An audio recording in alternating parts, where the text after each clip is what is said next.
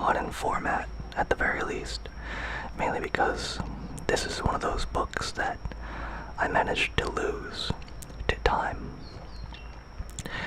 I've moved a few times in my life, and over the course of those few moves, I lost this childhood book.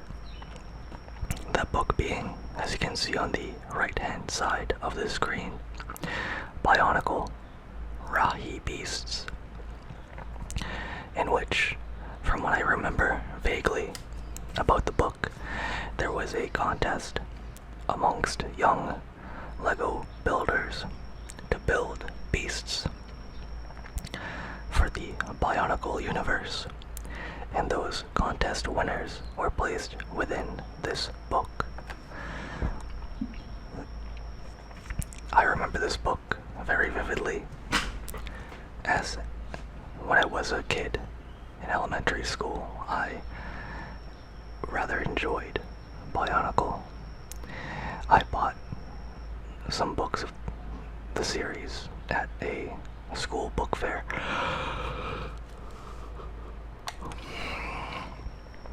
along with a copy of Bionicle-Rahi Beasts, which I enjoyed a lot more than the storybooks, as I was more captivated by creature lore, as well as the pretty pictures on the inside, as well as the creativity that they displayed in these models. Before I get into the reading of the book, I want to wish everybody a good day or a good night, whenever or wherever this video reaches you. I hope you are doing well. And as always, if you enjoyed the video, feel free to leave a like and subscribe to the channel. Helps the channel grow. And with that out of the way, oh yeah, if anybody else loved Bionicle when they were a kid, let me know loud and proud down in the comments below. With all that preamble out of the way, let's get into the meat and potatoes of the video. I'll be reading off the right-hand side until we catch up to the left-hand side. Bionicle-Rahi Beasts by Greg Parshitley and Jeff James. Oh yeah, there's the contest. Lego Magazine announced a new contest in early 2003. Readers were invited to build their own Rahi beast and send in a photo of it, along with a brief description of their creature, for the chance to win Bionicle reserved sets and the chance to see the creature in a Bionicle comic. The response was overwhelming. More than 5,000 entries poured in, including some amazingly creative models.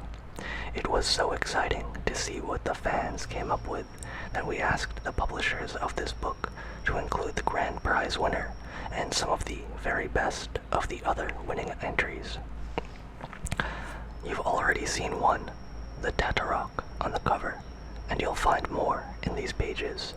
Now, I really don't know much about Bionicle lore at all, except what was contained within the many pages of this book, simply because I cared not about Bionicle besides these wonderful creatures.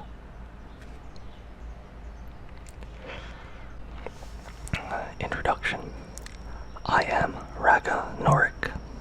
I have been asked by my partners to write a brief introduction to our guide to the Rahi beasts of Metru Nui. As I carve these words into stone, many of the creatures in this book are loose in the City of Legends. A massive earthquake shattered the Ono Metro archives, setting them free to stalk the night. The Rahi discovered that city was now a more dangerous place.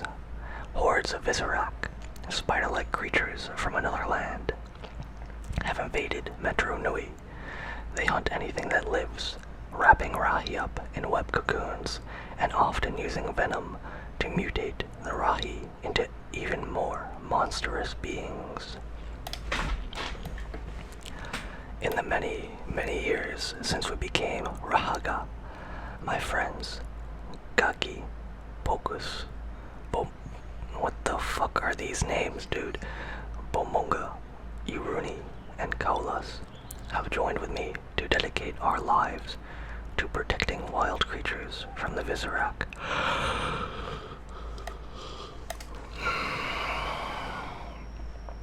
It has been both a difficult and dangerous task, but one vitally important to the future of our world. If we succeed, then those who read these words will know better how to live with these creatures. If we fail, this may be the only record these creatures ever existed. What are the Rahi? Rahi is a Mataran word that can be roughly translated to mean wildlife. The term encompasses creatures of the land, air, and sea. Rahi come in all different sizes, shapes, and danger levels. Some are not very bright and rely solely on instinct. Others, like the frost beetles pictured above, are almost frighteningly intelligent. The first thing anyone who seeks to trap Rahi must know is that you cannot assume all of these creatures think and act the same. Many Rahi are aggressive and skilled hunters. You may think you are stalking a muaka, when in fact it is stalking you. Some Rahi hunt for food. Others will attack to protect their territory, and a few species consider every other living thing to be their enemy. Respect the power of the Rahi.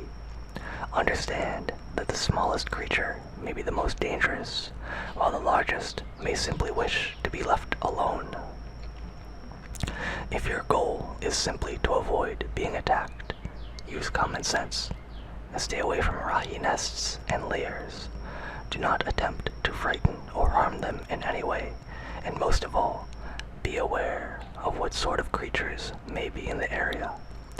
A wanderer in Kometru will face far different threats than one in Pometru. Be prepared. The history of the Rahi. Little is truly known about the origins of the Rahi, where they first appeared, or why. It appears that the first Rahi may have been ancient sea creatures of tremendous size. Some of these specimens made their way to the ocean surrounding Metro Nui years ago. They were captured and placed in the archives for research purposes. Okay, look, what? Dude, you're telling me there are no fucking animals? Whatever, dude, whatever. Later, when the project was about to be cancelled, an Onometron named Mavra smuggled the creatures out of the city. It was later learned that he had taken them to a tunnel network between Metro Nui and the island above, where they were living in relative peace. That tranquility would be shattered by the arrival of the Toa Metru, who were journeying by water to find a new home for the Matoran. Suspecting that they were there to harm the creatures, Mavra ordered the Rahi to attack them. The Matoran realized his mistake in the end, but apparently perished when he was swept out into the water during the battle. The fate of the creatures is unknown. The city of Metro Nui was never intended to accommodate large numbers of Rahi. Indeed, there were virtually no creatures present at its founding. Over time, however, more and more wild things began to make appearances there.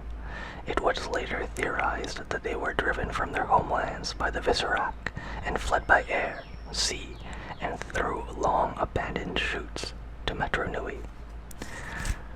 Their arrival posed a huge problem for the Matoran, who were unprepared for the sudden onslaught of fierce Rahi. They first responded by building Krali and later Vaki to protect the city and its inhabitants. Meanwhile, Onu Matoran began construction of the archives as a place to hold captured Rahi. A procedure was soon in place. Rahi, who were deemed a threat to the population, along with at least one specimen of every species, were captured by the Vaki. They were then placed in stasis tubes in the archives, which kept them alive but in suspended animation. There, the Matoran were able to monitor the Rahi, and the archivists could study them. Any Rahi too large for the stasis tubes were locked up in the sublevels. It was not a perfect system. Some Rahi were known to escape from the tubes, while others made homes in the lowest levels or in the maintenance tunnels. It rapidly became too dangerous for even Vaki to go into the tunnels of these places, so they became wild areas. Not all Rahi were considered to be dangerous menaces, of course. Some, like Ussel crabs, were tamed and put to use in Matoran society.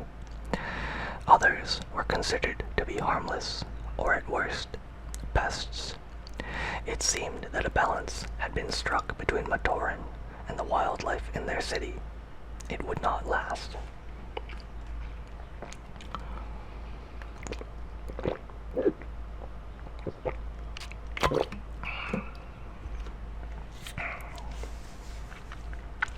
Rahi today. A strange double eclipse that struck Metro Nui and an ensuing earthquake signaled a new chapter in the story of Rahi. Hundreds of stasis tubes were cracked open by tremors, freeing their contents.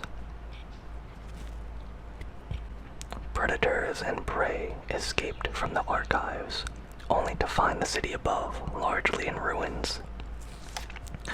From the archives, only to find the city frightened, hungry, and hunted by Visorak.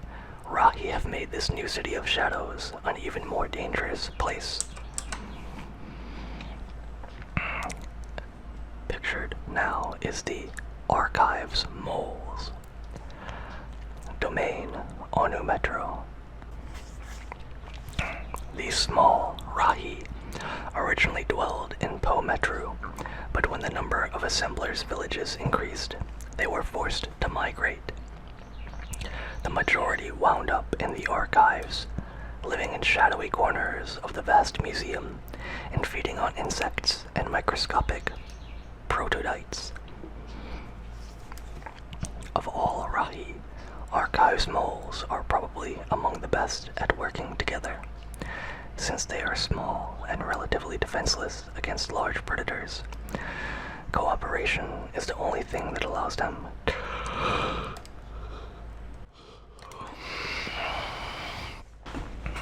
to survive.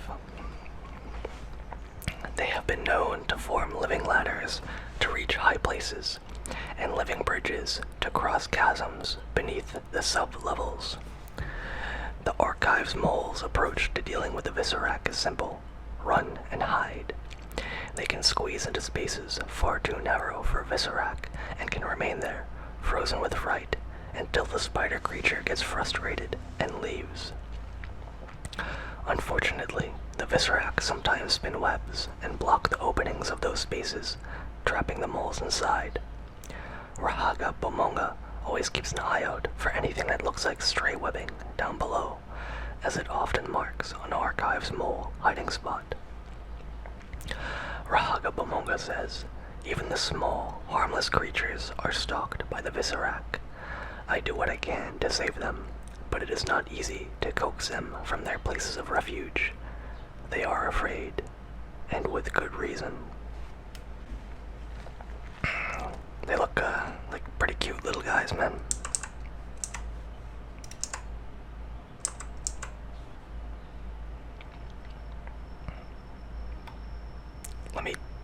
Just give me a second here. There we go.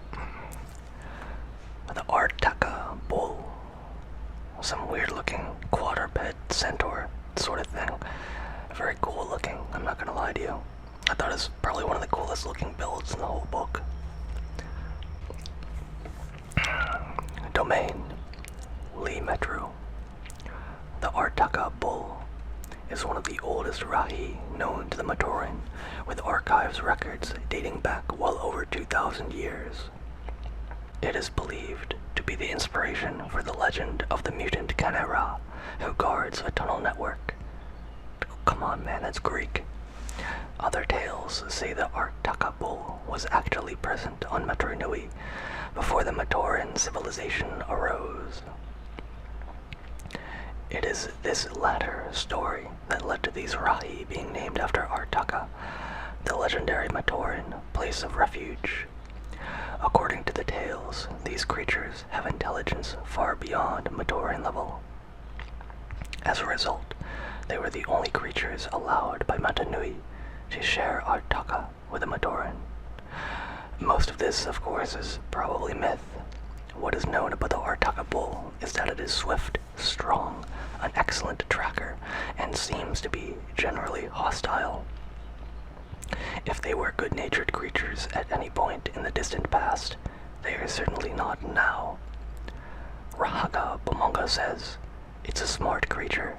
Catching it means you have to be even smarter. The fact that so many are still running around loose in Metro Nui tells you I'm not smarter yet." Designed by Brian Chow.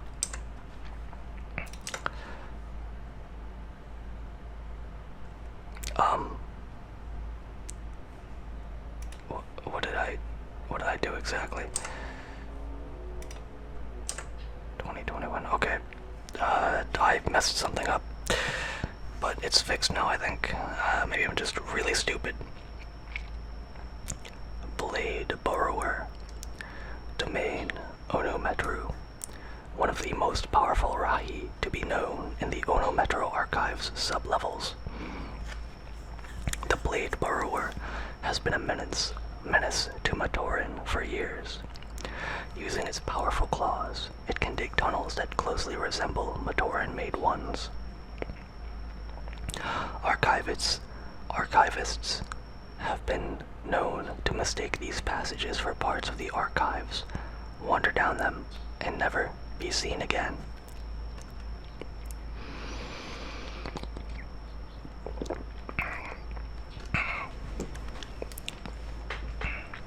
Blade burrowers hunt largely by smell, having very poor eyesight. When food is scarce in the sublevels, they have been known to venture up to the public levels, causing huge amounts of destruction. Faki order enforcement squads have in the past been hard-pressed to contain an enraged blade burrower, which often uses its long, club-like tail as a flail to knock down and disperse its enemies. Thankfully, blade burrowers seem to be few in number. Visorak patrols have made efforts to capture them, so far with limited success. Rahaga Bamonga says, "When I lived in the archives, I tried mapping the blade burrower tunnels. They don't seem to be random at all. It seems like they are building something.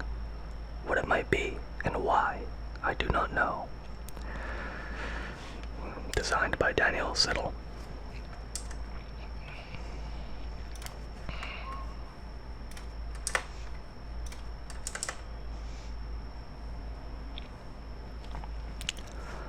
Cable Crawler. Domain Ono Metro. The tangle of chutes, cables, and other structures are a popular home for Rahi of many types, including the enigmatic cable crawler.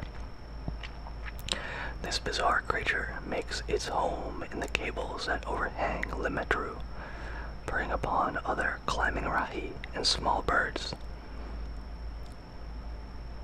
Wouldn't birds be Rahi as well? Whatever. Although generally shy and reclusive around Matoran, the cable crawler has been a particularly bothersome pest. Lurking in the upper reaches of Limetru, This Rahi has a tendency to use its two sharp claws to slice through power lines and other important structures while looking for prey. Cable crawlers can see in the dark and prefer to hunt by night. One of the most intriguing aspects of this creature is its ability to unleash blasts of energy that can upset the balance of its enemies and can often cause vertigo. This attack allows it to quickly overcome smaller prey and to disorientate larger enemies, giving the cable crawler time to flee. Cable crawlers have been known to nest inside the cargo holds of Matoran airships. This was not discovered until a shipment of Rahi bound by air for the archives was found devoured when the hold was opened. The crawlers had taken advantage of the helpless creatures and made short work of the lot. Rahaga Inuri says, "Hard to spot and hard to capture. They know the cables well and can disappear into them in an instant. Although climbers are my specialty, Bumonga has been a great help in catching these with his ability to stay completely still for hours at a time and lure them close. Total surprise is the only way to snare a cable crawler."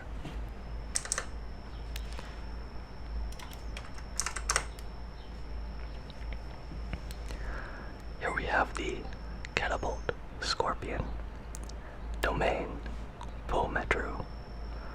For sheer savagery, the catapult scorpion knows few equals. From their nests in the caverns beneath the sculpture fields, these insect-like creatures emerge on rare occasions, leaving utter devastation in their wake. Phase dragons, rock raptors, tunnelers, and Pomatoran alike now know to stay as far away as possible when these Rahi are on the surface. At first glance, a catapult scorpion might be mistaken for a large Nui Jaga. This is a common and often fatal mistake, for this Rahi is far more hostile and dangerous. With its two razor-like pincers, sharp teeth, and a head covered with spines and horns, it is already a fearsome creature. But its appearance is just a tip of the statue, as they say in Pometru. The scorpion's most effective tool is its catapult stinger. In some manner never explained, the catapult scorpion is able to materialize a ball of molten magma at the end of its tail, which then quickly hardens into solid rock. The scorpion then snaps its stinger forward, sending the projectile at its foes. Unfortunately, a catapult scorpion considers almost anything that moves its enemy, except for Kikalano. This makes it a very disruptive visitor to the surface world. Rahaga Norik says, "If you were looking for a catapult scorpion, and I can't imagine why you would want to do that, look for Kikalano.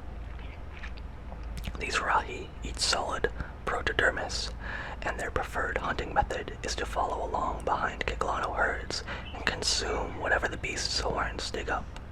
With the herds on the wane, catapult scorpions have been forced to wander out of Pometru in search of food." Cody Fulmer did a great job designing this then.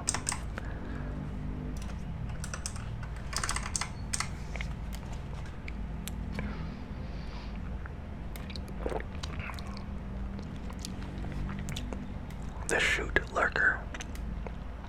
Domain Citywide. One of the most dangerous creatures in Metro Nui, Shoot Lurkers are fortunately quite rare. They are omnivores, but what makes them distinct is their preferred hunting grounds, the interior of Metro Nui shoots. These creatures are capable of breathing liquid protodermis, and although they can breathe air just as well, they avoid being outside of shoots any more than they have to be. Shoot lurkers hunt by locking themselves in place inside a chute with their arms, then waiting for objects, other Rahi, or even Matoran to come speeding toward them. Once something is caught by a shoot lurker, there is rarely any escape unless aided by another Matoran or a Vaki. shoot lurkers tend to wait near sharp objects or sharp curves and other areas where a traveler is less likely to spot them ahead of time. With much of the shoot system being damaged by the Great Cataclysm, shoot lurkers have had to find other hunting grounds. Emerging from the chutes has made them targets for the Visorak, and there is no telling what the future holds for the species. Rahaganoric says, I have run into my share of these creatures. Deprived of their usual hunting method, they seem lost and confused. It's only a matter of time before hunger makes them desperate, and desperate Rahi make mistakes. That is something no Rahi can afford in a city ruled by Visorak.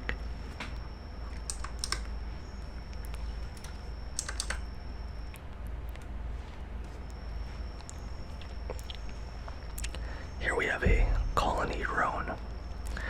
Domain, the Colosseum. These generally harmless creatures play an important role in the Visorak world. The various species of Visorak feed off the energy of the colony drone Rotuga spinners, making them essential to the survival of the horde. The Visorak bring large groups of drones with them when they travel to a new land, keeping the drones captive until the Visorak need them. If the colony drones object to their treatment, they have not shown any signs of distress. It may be that they simply aren't smart enough to realize how they are being used. It's also possible that they have been intimidated by the Visorak for so long that they simply know no other way of life. Rahaga, Iruni, and Bomonga have both suggested that the Rahaga should unleash Metro Mantis on the colony drone pens, wrecking the enclosures and setting the drones free. This would go a long way toward crippling the operations of the hordes.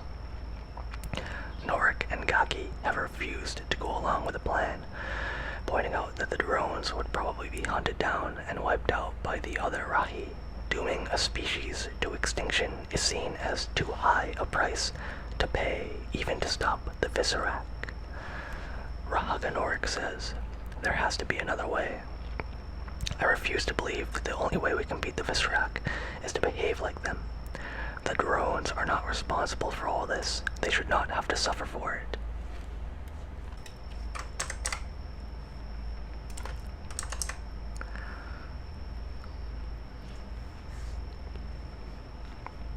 I think this will be the last entry that I read for tonight. Pictured here is the Crystal Climber.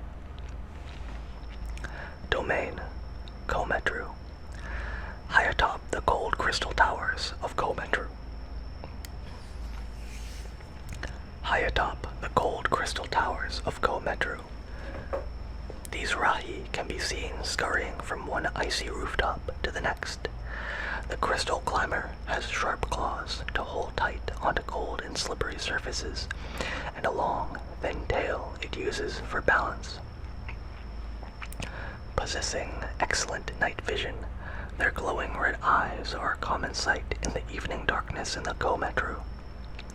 The crystal climber's favorite prey are the ice bats that nest high in the knowledge towers. Given the bats have always been regarded as pests, one would think Komatoran would have welcomed the crystal climber's activities. But once these Rahi find what seems to be a good hunting area, they are almost impossible to get rid of. Entire knowledge tower chambers have had to be closed temporarily while Vaki try to root the climbers out. Now that there are so few Vaki left, these bestial Rahi have made the knowledge towers their permanent home.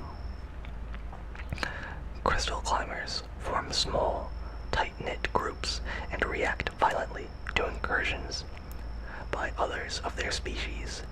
Komatoran have theorized that this is because too many crystal climbers in one spot can cause portions of knowledge towers to collapse. So they have learned not to congregate in large numbers.